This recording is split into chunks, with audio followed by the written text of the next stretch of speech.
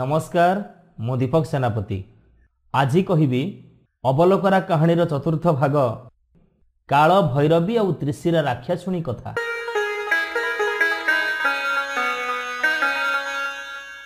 गोसेई और अबलकरा बाट चलु थांती। संध्या हेई आसुथाए। दुहे जाई गोटे गाँ मुंडरे पहुँचिले। सेठी देखिले गोटे सुंदर पोखरी, ता पाखकु गोटे चटी घर। सेमाने सेई चटी घरे रातिटा कटेई दबा पाई मनस्थ करी सेठी रहिले। गोसेई कहिले, अरे अबलकरा, आज बाट चाली चाली भारी थका लगुची, आउ रोसई बास करबानी। तू जा गाँ भितर को कौ दुकान देखी चूड़ा गुड़ ए सब नहीं आसबू। आज रातिटा चलई दबा, काली सकाळ को देखिबा। अबलकरा गोसेई ठारू पैसा नहीं गाँ भितर को गला। चाली चाली जाई गाँर आर मुंडरे छोट बजारटी पहुंची सेठू चूड़ा गुड़ सबू किणिला। अबलकरा मनरे भाविला, जेतेबेले एत बाट मु चाली चाली आसीची, टिके आखपाख बुली देखिबाकू भारी मन होउची। अल्प बाट जाइछि कि नहीं अबलकरा देखिला गोटे भंगा दरबार गृह। ता भितरे पत्थरर राजा, मंत्री, सेनापति, कटुआल आउ जेते सब राजकर्मचारी सबू अछंती। ता मनरे प्रश्न उठिला, एमानकू पत्थर कला किए? एई कथा से आखपाख लोकंकु जाई पचारिला। हेले समस्ते कहिले, अरे से तो गोटे इतिहास, एते सब कथा कहिबाकू आम पाखरे बेल नाही, जा आउ केबे आसीबू। एई कथा सुनी अबलकरा फेरी आसिला गोसेई पाखकू। चूड़ा गुड़ रखिदेई कहिला, गोसेई, सेई गाँ मुंडरे देखिली राजा, मंत्री, सेनापति आदि जेते सबू लोक पत्थर रे तैयारी हेइचंती। से रहस्य जानिबाकू मु जेते लोकंकु पचारिली, केही कहिलेनी। गोसेई, आपण तो त्रिकालदर्शी, आपण कुहंतु, नहले मु एबेठू मो बाट धरिली। अबलकरार कथा शुणु शुणु गोसेई कहिले, अरे शुणु, कथाटा तो शुणिबू, एते राग तम तम कहीं होचु कहिलु। हौ तू गोटे काम कर, पक्का कमल पुओ तो छता। शुणु अबलकरा कहिबी कथा। अबलकरा छताटा पोती देई कंबल पकई देई आग बसी पड़िला। तापरे गोसेई आसी बसिले अबलकरा पाखरे। पान खंडे पाटिरे पुरेई गोसेई कथा आरंभ कले। बहु वर्ष पूर्वे ए देशर राजा थिले अमरसेन। से थिले खूब शांति प्रिय। तांकर राजत्व कालरे प्रजा माने खूब सुख शांति रे बास करुथिले। हेले तांकर गोटे दुख थिला, कौनसी संतान संतति नथिला। तेणु तांको मनरे केबे भी सुख नथिला। दिने राजा और राणी चिंता कले किछि दिन पाई तीर्थाटन रे जिबे, आउ सेठारे जने सिद्ध पुरुषंक संधान करी तांकोठारु आशीर्वाद नेई पुत्र संतान प्राप्त हेबे। एमिति भाबी से तांकर सेनापति को किछि दिन पाई राज्य भार अर्पण करी तीर्थ भ्रमण रे गले। वाराणसी रे जने साधुंक आश्रम रे रही तांकर सेवा कले। साधु महात्मा तांको सेवारे शांति हेई तांको पुत्र संतानर जनक हेबा पाई आशीर्वाद कले। किछि दिन परे राजा राणी निज देश को फेरी आसिले। मात्र राज्य सीमांतरु से प्रजांक ठारु सुनिले सेनापति सिंहासन अधिकार करी निजे राजा हेई जाइचंती।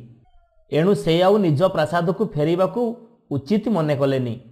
राजा राणी दी जन जंगल रे गोटे कुटीर स्थापन करी सेइठारे रहिले। किछि दिन गला परे तांकर एक पुत्र संतान हेला। राजा राणी खुशी रे ता नां देले चंद्रभानु। चंद्रभानु को उपयुक्त शिक्षार व्यवस्था कले। चंद्रभानु मध्य खूब अल्प दिन मध्यरे समस्त विद्या आयत्त करी जने योद्धांक निकटरू युद्ध विद्या शिक्षा करुथाए। सेतेबेले चंद्रभानु को 18 वर्ष बयस हेइथिला। सेतेबेलकू तार वीरत्वर कथा समस्तंकु चकित करुथाए। तार प्रशंसार समस्ते शतमुख होई उठुथांती। चंद्रभानुर वीरत्व कहानी राजांक कानरे पड़िला। राजा खबर नहीं जानिले ये होउची से राजांक पुओ। तेणु ताकू केमिति बाटरू हटेई देबे से चिंतारे लागी पड़िले। दिने चंद्रभानु को पाखकू डकेई पठेइले। आउ कहिले, अरे टोका, तू कुआडे भारी वीर बोली चारिआडे चहल पड़ीची। तेबे तू जाई त्रिशिरा राक्षसीर मुंड आनी मते दे, ता नहले मु तते प्राणदंड देबी। राजा जानिथिले सेई राक्षसी पाखकू जी थरे जाए सी आउ केबे भी फेरी आसे ना। एणु राजा मने मने भारी खुशी होउथिले। ଚନ୍ଦ୍ରଭାନୁ କିନ୍ତୁ ଏଥିରେ ଡରିଲାନି। ସେ ରାଜାଙ୍କ ଘୋଡ଼ାଶାଳରୁ ଗୋଟିଏ ଭଲ ଘୋଡ଼ା ନେଇ ତରବାରୀ ହସ୍ତରେ ଚାଲିଲା ରାକ୍ଷସୀର ସନ୍ଧାନରେ। କେତେ ନଈ ନାଳ ବଣ ପାହାଡ଼ ପାରି ହେବା ପରେ ସେ ପହଞ୍ଚିଲା ଏକ ନିର୍ଜନ ଉପତ୍ୟକାରେ। ସେଇଠି ଦେଖିଲା ଜଣେ ସାଧୁ ବସି ତପସ୍ୟା କରୁଛନ୍ତି। ଏବେ ଚନ୍ଦ୍ରଭାନୁ ଯାଇ ସେହି ସାଧୁଙ୍କ ପାଖରେ ହାତ ଯୋଡ଼ି ବସି ପଡ଼ିଲା ସାଧୁଙ୍କ ଧ୍ୟାନ ଭଙ୍ଗ ହେବା ପର୍ଯ୍ୟନ୍ତ। ସକାଳ ଯାଇ ରାତି ହେଲା। ସାଧୁ ଆଖି ଖୋଲି ଚନ୍ଦ୍ରଭାନୁଙ୍କୁ ଦେଖିଲେ। ସେ ତାର ନିଷ୍ଠା ଓ ଭକ୍ତି ଦେଖି ଖୁବ୍ ଖୁସି ହେଇଗଲେ। ଆଉ ହସି ହସି କହିଲେ, ବତ୍ସ, ତୁ ମୋ ଠାରୁ କ'ଣ ଚାହୁଁଛୁ? ଚନ୍ଦ୍ରଭାନୁ କହିଲା, ମହାତ୍ମା, ମୁଁ ତ୍ରିଶିରା ରାକ୍ଷସୀର ମୁଣ୍ଡ ନେବାକୁ ଆସିଛି। ଏହାପରେ ସେ ତାର ପୂର୍ବ ବୃତ୍ତାନ୍ତ ସମସ୍ତ ଫିଟେଇ ବର୍ଣ୍ଣନା କଲା। ସବୁ କଥା ଶୁଣି ସାଧୁ ସମବେଦନା ପ୍ରକାଶ କଲେ। ଆଉ କହିଲେ, ପୁତ୍ର, ଅବଶ୍ୟ ତ୍ରିଶିରା ରାକ୍ଷସୀର ମସ୍ତକ ଘେନିଗଲେ ତୋର ଭାଗ୍ୟ ପରିବର୍ତ୍ତନ ଘଟିବ। ଏଣୁ ତୁ ଉତ୍ତର ଦିଗରେ ଯା। ସେଇଠି ଦେଖିବୁ ଗୋଟିଏ ଗୁମ୍ଫା ମୁହଁରେ 3 ଜଣ ଅନ୍ଧୁଣୀ ରାକ୍ଷସୀ ବସିଛନ୍ତି। ସେମାନଙ୍କ ପାଖରେ ଗୋଟିଏ ମାଠିଆ ଟଙ୍ଗା ହେଇଛି। ସେଇ ମାଠିଆ ଭିତରେ ଗୋଟିଏ ମାଣିକ୍ୟର ଆଖି ଅଛି। ସେଇ ଅସୁରୁଣୀମାନେ ସେଇ ଆଖିଟିକୁ ହାତରେ ଧରିଲେ ସବୁ ଦେଖିପାରନ୍ତି। ଏଣୁ ତୁ ଯାଇ ଆଗ ସେଇ ଆଖିଟିକି ନେଇ ଆସିବୁ। ତାପରେ ତ୍ରିଶିରା ରାକ୍ଷସୀର ଠିକଣା ମାଗିବୁ। ସେମାନେ ନ କହିଲେ ଆଖିଟି ତୁ ଜମା ଦେବୁନି। ଆଉ ସେମାନଙ୍କୁ କହିବୁ, ମୁଁ ହେଉଛି କାଳ ଭୈରବୀଙ୍କର ଭକ୍ତ। ଏ କଥା ଶୁଣିଲେ ସେମାନେ ତ୍ରିଶିରା ରାକ୍ଷସୀର କଥା ତତେ କହିଦେବେ। ତାପରେ ତୁ ସେମାନଙ୍କ ଆଖି ଫେରେଇ ଦେଇ କାଳ ଭୈରବୀଙ୍କ ମନ୍ଦିରରେ ଯାଇ ପହଞ୍ଚିବୁ। ସେଇଠି ମାଙ୍କ ନିକଟରେ ଅଧିଆ ପଡ଼ିବୁ। ମା ପ୍ରସନ୍ନ ହେଲେ ତୋର ସବୁ କାର୍ଯ୍ୟ ସଫଳ ହେବ। ଏହାପରେ ଚନ୍ଦ୍ରଭାନୁ ସାଧୁଙ୍କ ଆଶୀର୍ବାଦ ନେଇ ଚାଲିଲା ଉତ୍ତର ଦିଗରେ। ପହଞ୍ଚିଲା ଗୋଟେ ଗୁମ୍ଫା ନିକଟରେ। ସେଇଠି 3 ଜଣ ଅନ୍ଧୁଣୀ ଅସୁରୁଣୀ ଆଗରେ ମାଠିଆଟିଏ ଟଙ୍ଗେଇ ବସିଥିଲେ। ଚନ୍ଦ୍ରଭାନୁ ଛପି ଛପି ଯାଇ ମାଠିଆଟିରୁ ଆଖିଟି ନେଇ ଆସି ହାତରେ ଧରିଲା। 3 ଅସୁରୁଣୀ ମଣିଷ ଗନ୍ଧ ବାରିପାରି ଦେଖିବେ ବୋଲି ମାଠିଆ ଅଣ୍ଡାଳିଲା ବେଳକୁ ଆଖି ନାହିଁ।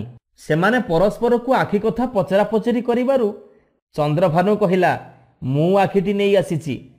ମୁଁ ହେଉଛି କାଳ ଭୈରବୀଙ୍କର ଭକ୍ତ। ମୋତେ ତ୍ରିଶିରା ରାକ୍ଷସୀ କେଉଁଠି ଅଛି କହିଲେ ମୁଁ ଆଖି ଫେରେଇ ଦେବି। ରାକ୍ଷସୀମାନେ କାଳ ଭୈରବୀଙ୍କ କଥା ଶୁଣି ଭାରି ଡରିଗଲେ। ଆରେ ପୁଅ, ସେଇ କାଳ ଭୈରବୀଙ୍କ ପାଇଁ ତ ଆମର ଆଜି ଏ ଦଶା। ହଉ ଶୁଣ, ଆମ ପଛପଟ ଗୁମ୍ଫା ଭିତରେ ଯାଅ। କିଛି ବାଟ ଯିବା ପରେ କାଳ ଭୈରବୀଙ୍କ ମନ୍ଦିର ପଡ଼ିବ। ତା ପଛକୁ ଆମ ଭଉଣୀ ତ୍ରିଶିରା ରାକ୍ଷସୀର ଉଆସ। ବୁଝିଲ? ଏବେ ଆମ ଆଖି ଫେରେଇ ଦିଅ, ଆଉ ଯାଅ। ଚନ୍ଦ୍ରଭାନୁ ଏବେ ଆଖିଟି ମାଠିଆ ଭିତରେ ରଖିଦେଇ ଗୁମ୍ଫା ଭିତରେ ପଶି ଆଗକୁ ଚାଲିଲା। କିଛି ବାଟ ଯିବା ପରେ ପଡ଼ିଲା କାଳ ଭୈରବୀଙ୍କ ମନ୍ଦିର। ସେ ଦେବୀଙ୍କ ନିକଟକୁ ଯାଇ ଲମ୍ବ ହେଇ ପାଦ ତଳେ ପଡ଼ିଗଲା। ସେ ଏମିତି ଅଖିଆ ଅପିଆ ପଡ଼ି ରହିଲା 3 ଦିନ 3 ରାତି। 3 ଦିନ ପରେ ଦେବୀ ପ୍ରସନ୍ନ ହେଲେ। ସେ ଚନ୍ଦ୍ରଭାନୁକୁ କହିଲେ, ପୁତ୍ର, ମୁଁ ତୋର ଭକ୍ତିରେ ସନ୍ତୁଷ୍ଟ। ଆଉ ମୁଁ ତୋର ସମସ୍ତ ବୃତ୍ତାନ୍ତ ଜାଣିପାରୁଛି। ତେବେ ତୋର ଯଦି ତ୍ରିଶିରା ରାକ୍ଷସୀର ମୁଣ୍ଡ ଦରକାର, ତେବେ ମୁଁ ତୋତେ ନିଶ୍ଚୟ ସାହାଯ୍ୟ କରିବି। ତୁ ଏବେ ଯା। ମୋର ପଛପଟ କୋଠରୀରେ ଗୋଟିଏ ମନପବନ କଠଉ, ଅଦହନ କୁର୍ତ୍ତା, ବଜ୍ରବଳୀ ଖଣ୍ଡା ଆଉ ଗୋଟିଏ ଦର୍ପଣ ଅଛି। ଏସବୁକୁ ନେଇ ଆସିବୁ। ମନପବନ କଠଉ ପିନ୍ଧିଲେ ତୁ ଯେଉଁଠିକି ଚାହିଁବୁ ଯାଇପାରିବୁ। ଆଉ କୁର୍ତ୍ତାଟି ପିନ୍ଧିଲେ ତତେ ନିଆଁ ବି ପୋଡ଼ିପାରିବ ନାହିଁ।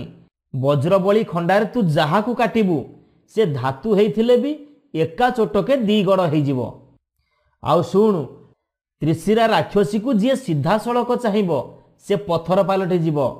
ଏଣୁ ତୁ ସେଇ ଦର୍ପଣରେ ତାକୁ ଦେଖି ପଛେଇ ପଛେଇ ଯାଇ ତା ବେକକୁ କାଟିଦେବୁ।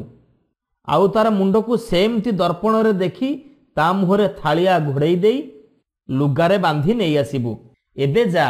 କାର୍ଯ୍ୟ ସିଦ୍ଧି ପରେ ଆସି ସେସବୁ ଜିନିଷ ଯଥାସ୍ଥାନରେ ରଖିଦେବୁ। କାଳ ଭୈରବୀଙ୍କ ଠାରୁ ଆଶୀର୍ବାଦ ପାଇ ତାଙ୍କ କଥା ଅନୁସାରେ ଚନ୍ଦ୍ରଭାନୁ ଯାଇ ତ୍ରିଶିରା ରାକ୍ଷସୀର ଦୁର୍ଗରେ ପହଞ୍ଚିଲା। ଚନ୍ଦ୍ରଭାନୁ ସେଠାରେ ପହଞ୍ଚିବା କ୍ଷଣି ରାକ୍ଷସୀ ତା ପାଖକୁ ଧାଇଁ ଆସିଲା। ଚନ୍ଦ୍ରଭାନୁ ଦର୍ପଣରେ ତାର ବିକଟାଳ 3 ମୁଣ୍ଡକୁ ଦେଖିପାରୁଥାଏ। ରାକ୍ଷସୀ ପାଟିରୁ ନିଆଁ ବାହାର କରି ତାକୁ ଜାଳି ଦେବାକୁ ଚେଷ୍ଟା କରୁଥାଏ। ହେଲେ ସେ ତ ଅଦହନ କୁର୍ତ୍ତା ପିନ୍ଧିଛି, ତାର କିଛି ହେଲାନି। ଚନ୍ଦ୍ରଭାନୁ ଆଇନାକୁ ଚାହିଁ ପଛେଇ ପଛେଇ ରାକ୍ଷସୀ ପାଖରେ ପହଞ୍ଚିଲା।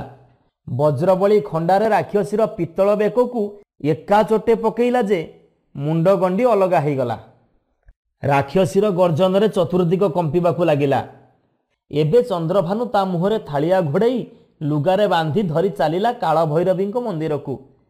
ସେଠାରେ କାଳଭୈରବୀଙ୍କୁ ପ୍ରଣାମ କରି ସବୁ ସରଞ୍ଜାମ ଯୋଉଠି ଥିଲା ସେଇଠି ରଖିଦେଲା। ଏବେ କାଳଭୈରବୀ କହିଲେ, ତ୍ରିଶିରା ରାକ୍ଷସୀର ମୁଣ୍ଡ ନେଇ ତୁ ଏବେ ନିଜ ଦେଶକୁ ଫେରିଯା। କେବେ ସିଧାସଳଖ ରାକ୍ଷସୀର ମୁହଁକୁ ଚାହିଁବୁନି, ଆଇନାରେ ଚାହିଁବୁ। ଦେବୀଙ୍କଠାରୁ ବିଦାୟ ନେଇ ଚନ୍ଦ୍ରଭାନୁ ଆସି ନିଜ ରାଜ୍ୟରେ ପହଞ୍ଚିଲା। ସେ ରାଜଦରବାରକୁ ଯାଇ ରାକ୍ଷସୀର ମୁଣ୍ଡ ଆଣିଛି ବୋଲି ରାଜାଙ୍କ ପାଖକୁ ଖବର ପଠେଇଲା। ଏ କଥା ଶୁଣି ରାଜା ମନ୍ତ୍ରୀ ପରିଷଦ ଧାଇଁ ଆସିଲେ। ଟୋକାଟା ପୁଣି ଫେରି ଆସିଛି ଜାଣି ସେମାନେ ରାଗରେ ରକ୍ତ ଚାଉଳ ଚୋବଉଥାନ୍ତି। ରାଜା ଆଦେଶ ଦେଲେ, କାହିଁ ସେ ତ୍ରିଶିରା ରାକ୍ଷସୀର ମୁଣ୍ଡ ଦେଖା। ସତ କହୁଛୁ କି ମିଛ କହୁଛୁ ଏଇଠି ଜଣାପଡ଼ିବ। ବଦମାସ, ଯାହା ହେଲେ ବି ଆଜି ତୋର ମୃତ୍ୟୁ ସୁନିଶ୍ଚିତ। ଏଇ କଥା ଶୁଣି ଚନ୍ଦ୍ରଭାନୁ ରାକ୍ଷସୀର ମୁଣ୍ଡକୁ ତଳେ ଥୋଇ ଦେଇ ଆଇନାକୁ ଚାହିଁ ତା ମୁହଁରୁ ଥାଳିଆ କାଢ଼ିଦେଲା। ସେଇ ତିନିମୁଣ୍ଡିଆ ଅସୁରୁଣୀର ମୁହଁଟି ସେ ଏମିତି ଆଖି ଡିମା ଡିମା କରି ଚାହିଁ ରହିଥାଏ। ତାକୁ ଦେଖୁ ଦେଖୁ ରାଜା, ମନ୍ତ୍ରୀ, ସେନାପତି, କଟୁଆଳ, ଉପସ୍ଥିତ ଯେତେ ସବୁ ସୈନ୍ୟ ସାମନ୍ତ ସମସ୍ତେ ପଥର ପାଲଟି ଗଲେ। ଏବେ ଚନ୍ଦ୍ରଭାନୁ ରାକ୍ଷସୀର ମୁଣ୍ଡକୁ ଥାଳିଆ ଘୋଡ଼େଇ ଦେଇ ନେଇ ମାଟି ତଳେ ପୋତିଦେଲା। ତାପରେ ସେ ଯାଇ ତାର ବାପାଙ୍କୁ ଆଣି ସିଂହାସନରେ ବସେଇ ରାଜା କରେଇଲା। ଏ କଥା ଦେଖି ପ୍ରଜାମାନେ ଭାରି ଖୁସି ହେଲେ। ଏବେଠାରୁ ସମସ୍ତେ ଖୁସିରେ ରହିଲେ। ଏଇଠୁ କଥା ସାରି ଗୋସେଇଁ କହିଲେ, ଏବେ ତ ବୁଝିଲୁ ଅବଲକରା ସେଇ ପଥର ମୂର୍ତ୍ତିମାନଙ୍କର ଇତିହାସ। ହଉ ଏବେ ଯା, ପାଣି ନେଇ ଚୁଡ଼ାଗୁଡ଼ର ବ୍ୟବସ୍ଥା କର। କ'ଣ ଟିକେ ଖାଇଦେଇ ରାତିରେ ବିଶ୍ରାମ କରିବା। ଆଜିର ଅବଲକରା କଥାକୁ ଆମେ ଏଇଠି ରଖୁଛୁ। ପୁଣି ଏକ ନୂଆ କାହାଣୀ ନେଇ ଆଗାମୀ ଅଧ୍ୟାୟରେ ନିଶ୍ଚୟ ଆସିବୁ। ସେତେବେଳେ ଯାଏ ବିଦାୟ ଦିଅନ୍ତୁ। ନମସ୍କାର। ନମସ୍କାର ଶ୍ରୋତା ବନ୍ଧୁ, ଯଦି ଆପଣମାନଙ୍କୁ ଆମ ଗପ ଭଲ ଲାଗୁଥାଏ, ଆପଣଙ୍କ ମନକୁ ଛୁଉଁଥାଏ, ତେବେ ଲାଇକ୍ କରନ୍ତୁ, ସବସ୍କ୍ରାଇବ୍ କରନ୍ତୁ। ସୁନ୍ଦର ସୁନ୍ଦର କାହାଣୀ ନେଇ ଆମେ ପୁଣି ଆପଣଙ୍କ ପାଖରେ ଆଗକୁ ଆସିବୁ। ଆପଣ ସବସ୍କ୍ରାଇବ୍ କରିବା ପରେ ବେଲ୍ ଆଇକନ୍କୁ ଦବାଇବା ପାଇଁ କେବେ ବି ଭୁଲିବେନି। ଜୟ ଜଗନ୍ନାଥ।